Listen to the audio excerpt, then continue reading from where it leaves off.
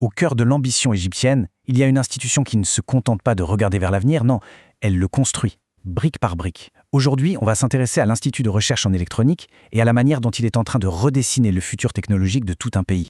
Soldats de la connaissance et de la technologie. C'est comme ça qu'on décrit les chercheurs de cet institut. C'est une image forte, n'est-ce pas?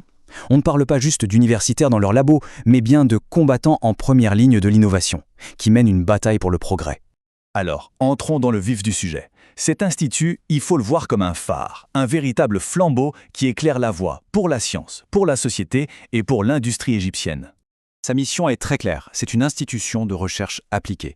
Et ce mot « appliqué », il est absolument crucial. Ça veut dire qu'ici, la science ne reste pas dans les livres. Son but, c'est de créer des solutions concrètes, développées sur place, pour les défis d'aujourd'hui et de demain. Alors comment est-ce que ça se traduit concrètement? Eh bien ça va bien au-delà de la simple recherche. L'Institut forme les nouvelles générations, il développe des technologies et surtout, il crée des ponts avec le monde de l'industrie. Ce n'est pas juste un labo, c'est la mise en place d'un véritable écosystème d'innovation à l'échelle nationale. Évidemment, pour abriter une ambition pareille, il faut de l'espace. Beaucoup d'espace. Et l'histoire même de l'Institut, son évolution physique, raconte cette quête de grandeur. Tout a commencé en 1989. Mais très vite, l'Institut s'est retrouvé à l'étroit et a dû déménager. Ce n'était pas juste un changement d'adresse, c'était le symbole d'une ambition qui ne tenait plus entre les murs. Et cette croissance a atteint son apogée en 2021, avec la création de la Cité des sciences et de la technologie. Pour qu'on se fasse une idée de l'échelle, le terrain c'est déjà 17 000 m². Mais le plus fou, c'est la surface des bâtiments. 55 000 m². Pour visualiser, c'est l'équivalent de presque 8 terrains de football remplis de laboratoires et d'équipements de pointe. C'est colossal. Et ça ne s'arrête pas là. Il est prévu de construire une salle blanche semi-industrielle. C'est bien plus qu'une simple pièce ultra propre. C'est la future rampe de lancement pour un centre national dédié au système micro-électromécanique, un domaine absolument stratégique. Bon, les murs, c'est d'une chose, mais ce qu'il y a à l'intérieur, c'est encore plus important. Voyons ce qui fait vraiment battre le cœur de cet institut, les gens et la technologie.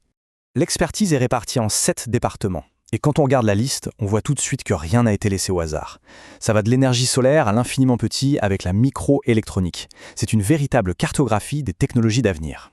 Et pour faire tourner tout ça, il faut du matériel. Et là aussi, les chiffres parlent d'eux-mêmes. 18 laboratoires de recherche spécialisés, 8 laboratoires centraux, de quoi explorer la robotique, la réalité virtuelle ou encore les nanotechnologies. Mais bien sûr, la technologie ne serait rien sans les cerveaux qui la font vivre. Plus de 230 chercheurs et scientifiques. Ces fameux soldats de la connaissance dont on parlait au début.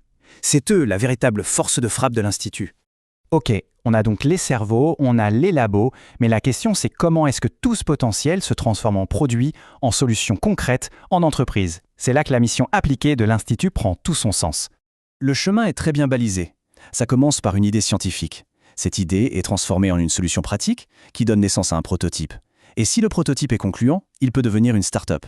L'Institut n'est pas qu'un centre de recherche, c'est un véritable incubateur. Et celui qui permet de faire ce grand écart, c'est la Cité des sciences et de la technologie. C'est un peu le bras armé de l'Institut, sa mission, être le premier pôle technologique du pays qui fait le lien, le pont entre le monde de la recherche et le marché. Et est-ce que ça marche? Eh bien, les résultats sont là. On ne parle pas que de projets, mais de centaines d'articles scientifiques publiés à l'international, de nombreux brevets déposés et de prototypes bien réels conçus et fabriqués sur place. C'est la preuve que ça fonctionne. Il faut bien comprendre que tout ce travail s'inscrit dans une vision nationale beaucoup plus vaste, une initiative qui regarde loin, très loin. Cette vision a un nom, Tautin and Iptikar 2030. Ça signifie localisation et innovation 2030. L'idée centrale, c'est d'atteindre une forme de souveraineté technologique. Et pour ça, il faut absolument connecter le savoir à la pratique et former la jeunesse pour qu'elle soit le moteur de ce changement. Concrètement, ça veut dire quoi? Ça veut dire moderniser les formations, s'ouvrir au monde et surtout, et ça c'est passionnant, faire appel aux scientifiques égyptiens qui sont à l'étranger. L'idée, c'est de faire revenir les cerveaux au pays pour que leur savoir puisse prendre racine et se développer sur place. Et pour boucler la boucle, la Cité des sciences accompagne les entrepreneurs de A à Z. On ne les lâche pas dans la nature avec leurs prototypes. Il y a un soutien technique, logistique et même juridique pour transformer une idée en une entreprise qui marche, pour transformer un rêve en industrie. Finalement, l'histoire de cet institut, c'est bien plus qu'une simple histoire de science. C'est l'exemple parfait de la manière dont un investissement stratégique dans la connaissance peut devenir le moteur de tout un pays. Et ça nous laisse avec une question assez fondamentale. Comment la science construit-il les nations ?